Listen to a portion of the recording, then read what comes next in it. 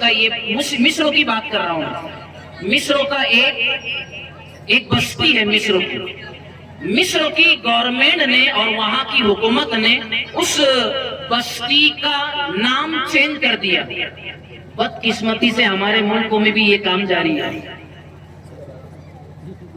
کہ نہیں؟ اورنگ آباد کا نام بدلا جا رہا ہے، فلاں احمد نگر کا نام بدلنے کی کوشش ہے، یہ سب چل رہا ہے۔ بہرحال نام بدلنے سے کچھ نہیں ہوتا ہے، اصل تو کام ہم نے کیا ہے نا، ملکوں میں اصل کام ہمارا ہے، پہلے بھی تھا آج بھی ہمارا ہے، اور ہمارے بغیر اس ملک کی تقدیر ادھوری ہے۔ بس تھوڑی سی ضرورت ہے میرے بھائیوں کہ ہم اخلاق والے بن جائیں، ہم انسانیت نواز بن جائیں۔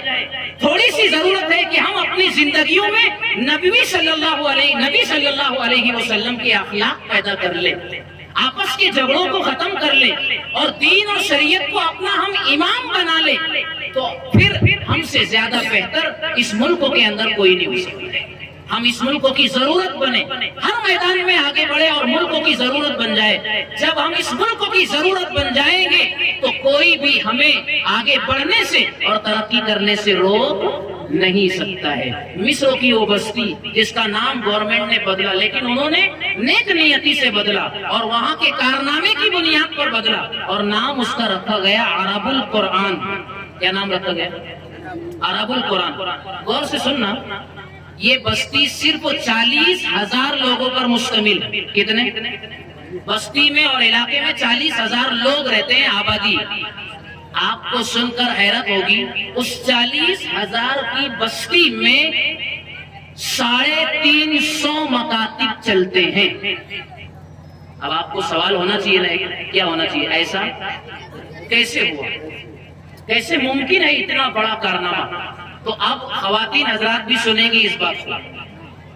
ایسا اس لیے ممکن ہوا، اس بستی کا شروع سے یہ دستور رہا اور ان کا یہ ضابطہ رہا کہ جب عورت کو امید آ جاتی ہے، یعنی بچہ پیٹ میں پرورش پانے لگتا ہے اور وہ امید سے پریگننٹ ہو جاتی ہے، حمل سے ہو جاتی ہے جب خاتون، تو ان لوگوں کا یہ طریقہ ہے کہ اس خاتون کو گھر کی ساری ذمہ داریوں سے وہ آزاد کر دیتے ہیں، اور اس حاملہ پریگننٹ خاتون سے، امید والی خاتون سے ایک ہی بات گھر والے کہتے ہیں، شوہر بھی، خسر بھی، ساس بھی، جو بھی گھر میں افراد ہے، کہ تمہارا اب ایک ہی کام ہے، تمہیں نہ کھانا پکانا ہے، نہ برتن دھونے ہیں، نہ جھاڑو کرنا ہے، نہ پوتا مارنا ہے، نہ صفائی کرنا ہے۔ اب تم امید سے ہو گئی ہو، پہلے دن سے اس کی ذمہ داری صرف اور صرف ایک ہے کہ تمہیں کثرت سے جتنا تم سے ہو سکے قرآن پڑھنا ہے۔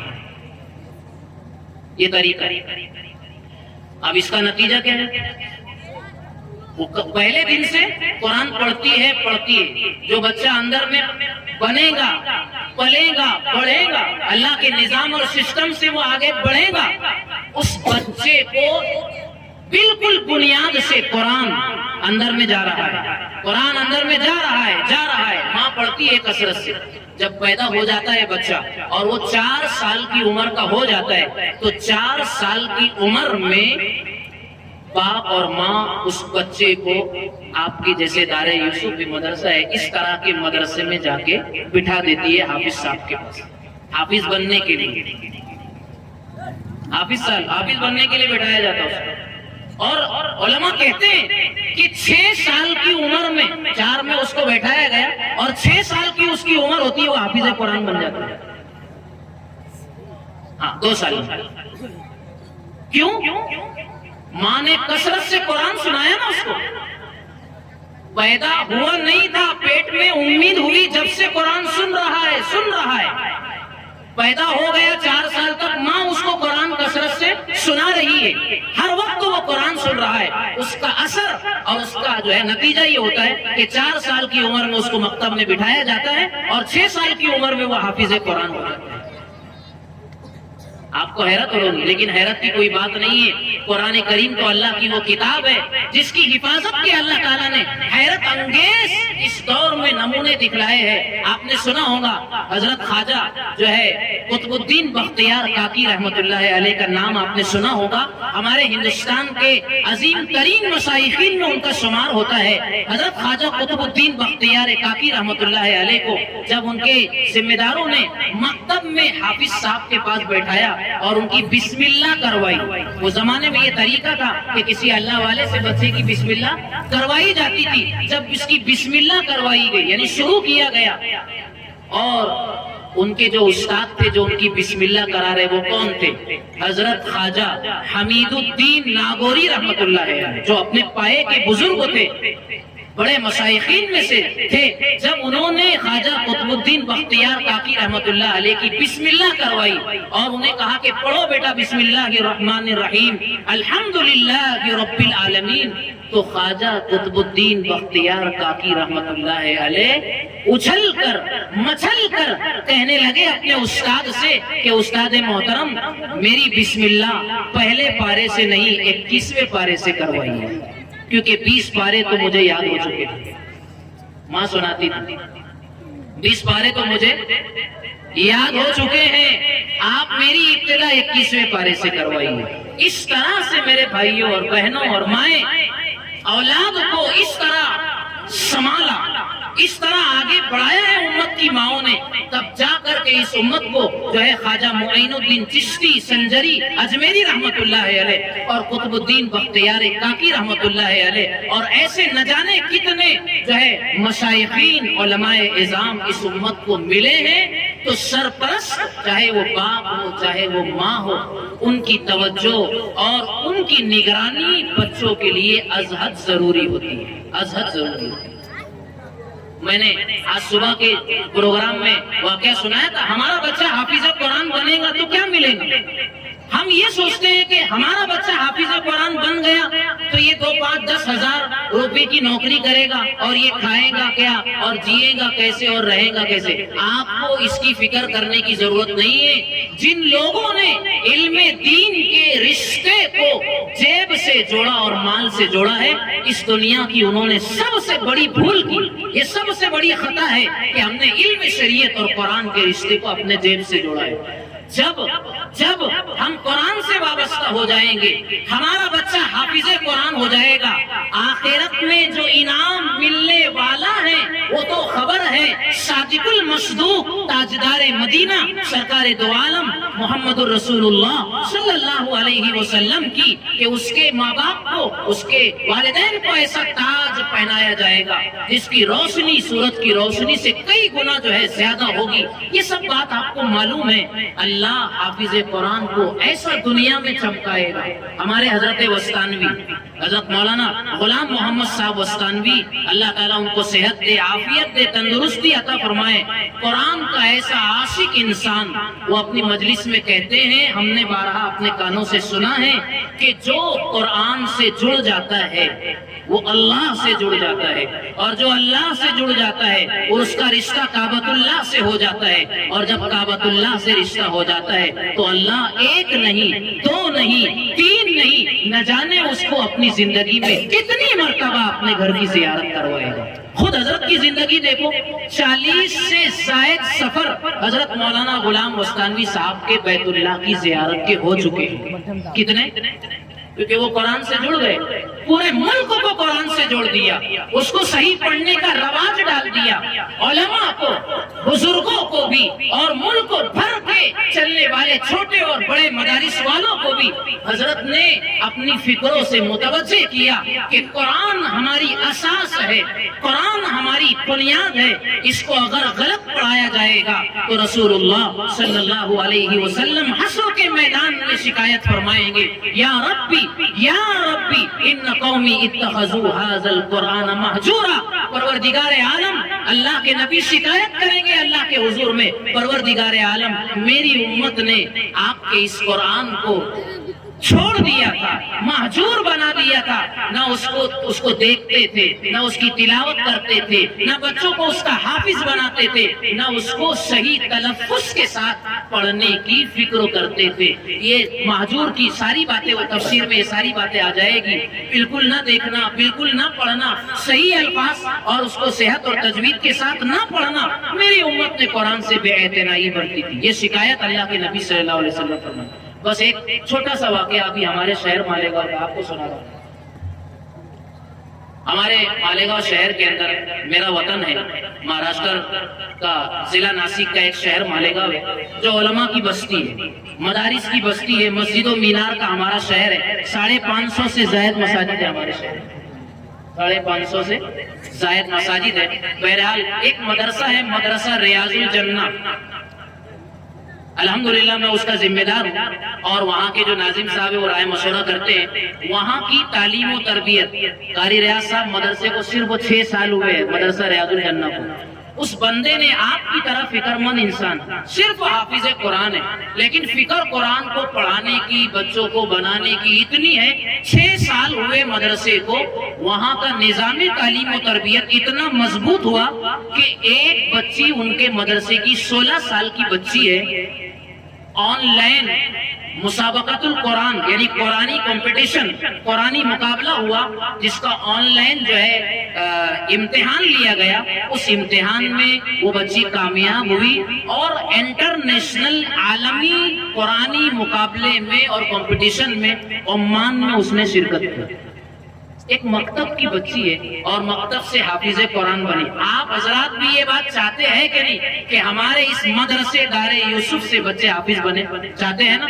سب ہاتھ اٹھا کر بولی، جو بھی چاہتا ہے سب ہاتھ اٹھائے اور انشاءاللہ بولی، انشاءاللہ ہمارے بچے بھی اس مدرسے سے حافظ قرآن بنیں۔ اور صرف حافظ قرآن نہیں، یہ عالم دین بھی انشاءاللہ بنیں گے۔ اللہ اسباب بناتے جائے گا اور اللہ کی نصرتیں اور مددیں ان اکابرین اور علماء کی توجہات اور دعاؤں سے ہوتی رہیں گی، تو اللہ تعالیٰ اس کارواں کو اور آگے بڑھائیں گے اور اس گلشن کو اللہ تعالیٰ ہر رنگ و بو سے آباد فرمائیں گے۔ اللہ تعالیٰ اس کو آباد رکھے، شاداب رکھے، اس پر محنت کرنے والوں کو دارین میں بہترین بدلہ عطا فرمائے۔ تو وہ بچی عمان جا کر کے آئی، آج ہی شہر مالیگاؤں میں کل کے دن اس کا ایک شاندار استقبال کیا گیا۔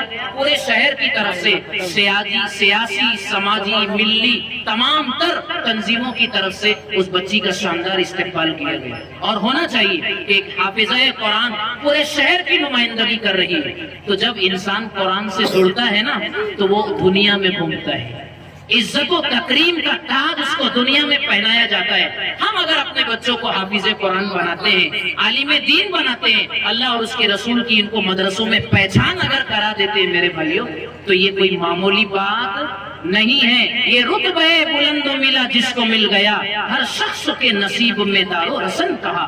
یہ جس کو ملتا ہے اللہ اس کو اپنے کرم سے عطا کرتے ہیں۔ بڑے خوش نصیب ہے وہ والدین جس کا بچہ حافظ قرآن ہے۔ لیکن اب ضرورت ہے کہ ادارے پر آپ کو، جیسے آپ بچے حوالے کریں گے، اپنی محنت کی کمائی بھی آپ کو اس مدرسے پر لگانا پڑے گی، لگانا پڑے گا۔ الذین ينفقون فی السراء والضراء والکاظمین الغیظ، خوشیوں میں بھی خرچ کرنے والے، خوشحالی میں بھی خرچ کرنے والے ہیں ایمان والے، تنگیوں میں بھی خرچ کرنے والے ہیں ایمان والے، غصے کو پی جانے والے ہیں ایمان والے۔ اور اللہ تعالیٰ ایسے محسنین اور نیک کام کرنے والوں کے ساتھ ہوتے ہیں۔ واللہ یحب المحسنین، ایسے نیک کام کرنے والوں کو اللہ پسند کرتے ہیں۔ اللہ کے دین کی نسبت پر ہمارا پیسہ خرچ ہونا چاہیے۔ اس وقت امت کا پیسہ کہاں جا رہا ہے؟ تعمیرات میں۔ شہروں کی بات ہے، یہاں کی بات تو نہیں کرتا۔ بڑی بڑی مسجدیں شہروں میں تعمیر ہو رہی ہے۔ کتنے کروڑ کی؟ 5 کروڑ کی مسجد، 4 کروڑ کی مسجد، 3 کروڑ کی مسجد تعمیر ہو رہی ہے۔ اور 4، 5، 3 کروڑ کی مسجد تعمیر کرنے سے پہلے بھی نمازی 25 تھے، اور 5 کروڑ کی مسجد تعمیر ہونے کے بعد بھی نمازی 25 ہے۔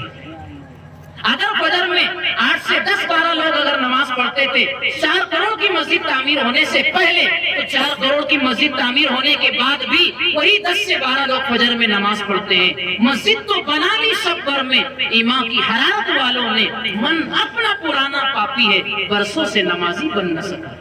میرے بھائیوں، اب یہ گارے اور مٹی پر امت کو پیسہ کم خرچ کرنا چاہیے. میں یہ نہیں کہتا کہ مسجدیں نہ بنائی جائے، میں ایسا نہیں کہتا، لیکن مسجدوں کو سادہ بنایا جائے، اپنے مکانوں کو سادہ تعمیر کیا جائے، اپنی شادیوں کو کم خرچ والی بنائی جائے. شادیوں میں تعمیرات پر، چاہے وہ مسجدوں کی تعمیر ہو، چاہے وہ ہمارے ذاتی مکان ہو، اللہ نے اگر خوشحالی عطا فرمائی ہے، مال و دولت کی نعمت سے اگر اللہ نے نوازا ہے، تو میرے بھائیوں یہ مال بھی اللہ کی امانت ہے، جیسے یہ اولاد اللہ کی امانت ہے. اور جیسے اللہ امانت کے بارے میں پوچھے گا، اولاد کی امانت کے بارے میں، مال کی امانت کے بارے میں تو دوہرا سوال کرے گا. من این اکتسبہ ومن این انفقا، کہاں سے کمایا تھا پہلا سوال، کیسے کمایا تھا پہلا سوال، اور کہاں خرچ کیا یہ دوسرا سوال ہے. ایک ایمان والا اپنے مال کو خرچ کرنے میں بے لگام نہیں ہے، اس کی ذمہ داری ہے کہ وہ اپنے مال کو ایسی جگہ پر لگائے کہ امت کو اس سے فائدہ ملے. اور سب سے بہترین فائدے کی جگہ یہ ہے کہ اس وقت ضرورت ہے میرے بھائیوں کہ ہم افراد تیار کریں. کیا تیار کریں؟ میں آخری بات اس بات کو پروف کرنے کے لیے اور دلیل کے طور پر کہتا ہوں، اللہ کے نبی صلی اللہ علیہ وسلم نے جب مکہ مکرمہ کی 13 سالہ ستم زدہ زندگی گزار کر کے، مظلومانہ زندگی گزار کر کے، اپنے مٹھی بھر صحابہ کی جماعت کو لے کر کے، جان ہتھیلیوں پر رکھ کر کے، تاجدار مدینہ سرکار دو عالم صلی اللہ علیہ وسلم نے جب مدینہ ہجرت فرمائی تھی تو کس کے لیے فرمائی؟ ایمان کی، بولو نا، ایمان کی حفاظت کے لیے، اولاد کی اور نسلوں کے ایمان کی حفاظت کے لیے آپ نے ہجرت فرمائی تھی. سب کچھ صحابہ نے مکہ میں چھوڑ دیا، گھر چھوڑ دیا، کھیتیاں چھوڑ دی، کھجور کے پکے ہوئے باغات کو چھوڑ دیا، جو بھی اثاثہ اور ساز و سامان صحابہ کے پاس کا سب چھوڑ دیا.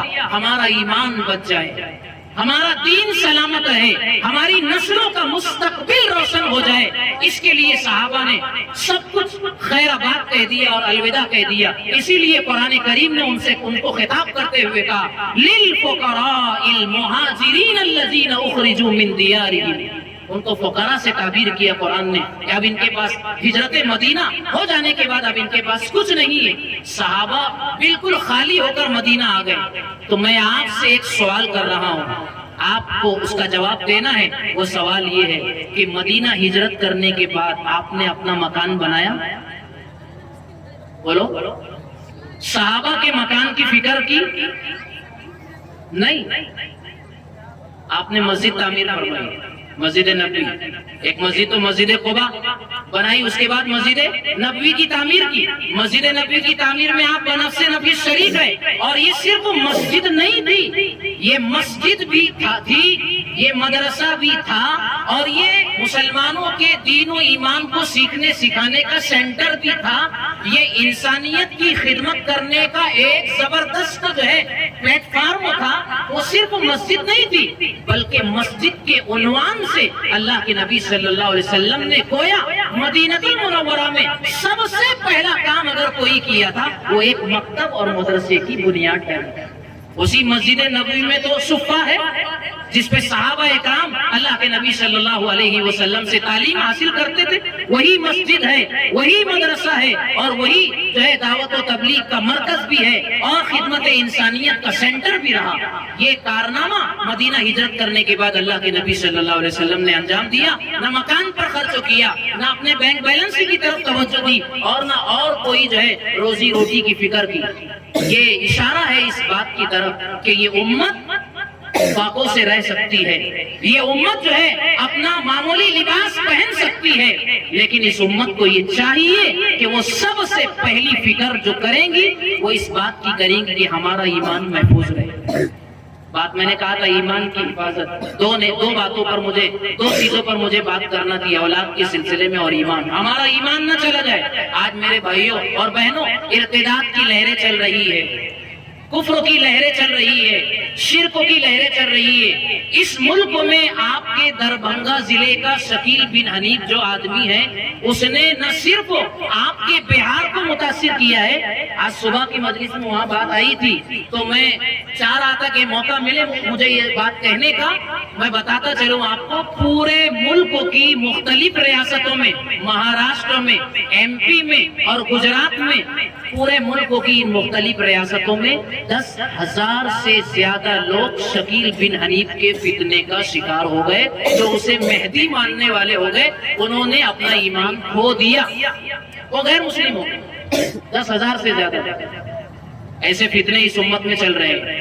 ایسے حالات میں ہمیں اپنے ایمان کی بھی حفاظت کرنا ہے۔ ایک حدیث سنا کر بات ختم کر رہا ہوں۔ حضرت سہل بن حوشب رضی اللہ تعالیٰ عنہ، ایک صحابی سہل بن حوشب رضی اللہ تعالیٰ عنہ، وہ ایک مرتبہ آپ علیہ السلام کی جو ہے بیوی ام سلمہ رضی اللہ تعالیٰ عنہ کے پاس آئے، ایک سوال لے کر کے آئے۔ آخری بات ہے میری، ایک سوال لے کر کے آئے، پردے کی اوٹ سے اور پردے کے پیچھے سے سوال کیا، امی جان یہ بتائیے کہ ہمارے آقا جناب نبی کریم صلی اللہ علیہ وسلم آپ 24 گھنٹے ان کے ساتھ رہتی ہے، تو سب سے زیادہ کون سی دعا آپ مانگتے ہیں؟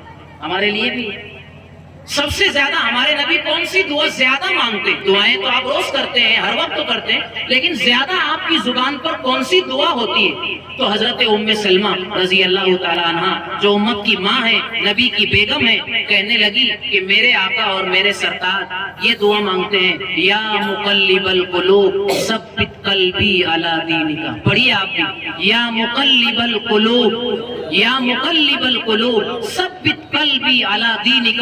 اے رب کائنات، اے میرے مولا، میرے دل کو ایمان پر اور تیرے دین پر جمائے رکھنا۔ ثبت قلبی علی دینک، میرے دل کو ایمان پر جمائے رکھنا اور دین پر جمائے رکھنا۔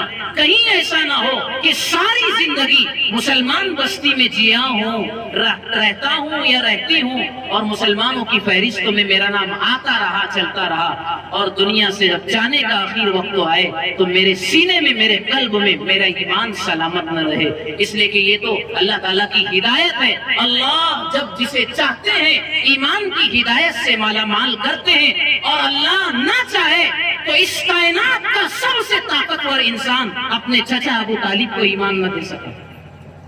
اللہ کی ہدایت ہے، اس کے خزانے کا انمول جوہر ہے۔ اللہ جسے چاہتے ہیں انشاء اقامہا و انشاء ازاغا، اللہ جسے چاہتے ہیں ایمان پر مستقیم رکھتے ہیں، اللہ جسے چاہتے ہیں ایمان سے محروم کر دیتے ہیں۔ بس تو کہا کہ یہ دعا کیوں کرتے؟ ام سلمہ کہتی ہے کہ میں نے اللہ کے نبی صلی اللہ علیہ وسلم سے خود پوچھا کہ آپ یہ دعا اتنی کثرت سے کیوں کرتے ہیں؟ تو نبی کریم صلی اللہ علیہ وسلم نے جواب دیا، ان قلوب العباد، یا دوسری روایت کے الفاظ اس طرح ہے، ان قلوب بنی آدم بین اصبعی الرحمن یقلبها کیف شاء ان شاء اقام و ان شاء ازاغ، کہ سارے انسانوں کے دل اللہ کی دو انگلیوں کے درمیان ہے، اللہ جب چاہتے ہیں، جدھر چاہتے ہیں اسے پلٹ دیتے ہیں، اگر چاہے تو زندگی بھر ایمان پر رکھے اور ایمان کے ساتھ دنیا سے لے جائے، اور اگر اللہ چاہے تو آخر وقت ایمان چھن جائے۔ حضرت فضیل ابن عیاض ایک بہت بڑے اللہ والے گزرے ہیں، ان کے شاگردوں کا انتقال ہو رہا ہے، اور وہ آخر وقت میں ان سے ایمان چلا گیا۔ شاگردوں کو حضرت فضیل ابن عیاض نے بھیجا کہ جاؤ انہیں جو ہے یاسین پڑھاؤ۔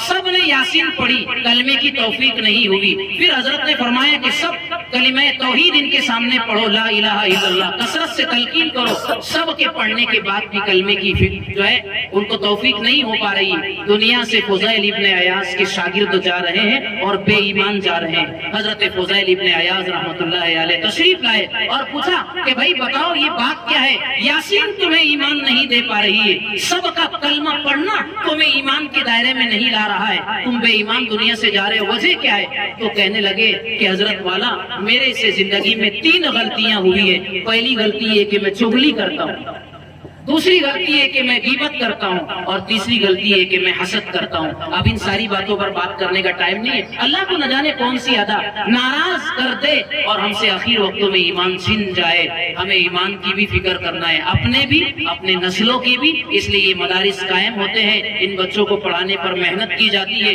ایمان سکھایا اور سمجھایا جاتا ہے۔ اللہ تعالیٰ میری حاضری کو بھی یہاں قبول فرمائے، آپ سب کے سننے کو قبول فرمائے، آپ کی بستی کو اللہ آباد و شاداب رکھے، اور جن نیک ارادوں سے قاری ریاض احمد صاحب ان کے رفقا اور یہاں کے اکابر علماء نے اپنے دست مبارک سے سنگ بنیاد رکھی ہے ایک دارالقرآن کی عمارت کی، اللہ تعالیٰ بہت جلد اپنی قدرت سے اور ان بزرگوں کی دعاؤں سے یہ عمارت ہماری آنکھوں کے سامنے بنا دے، کر دے۔ وما ذالک علی اللہ بعزیز، اللہ تعالیٰ پر کوئی چیز مشکل نہیں ہے۔ آپ تعاون بھی کریں گے، اپنی محنت کی کمائی بھی حضرت کے ساتھ لگائیں گے ادارے میں، یہ اپنی بچوں کو ڈیولپ کرنا، اپنے بچوں کو انہیں پروان چڑھانا ہے اور افراد کو تیار کرنا ہے۔ اللہ مجھے آپ کو ہم سب کو عمل کی توفیق عطا فرمائے۔ وآخر دعوانا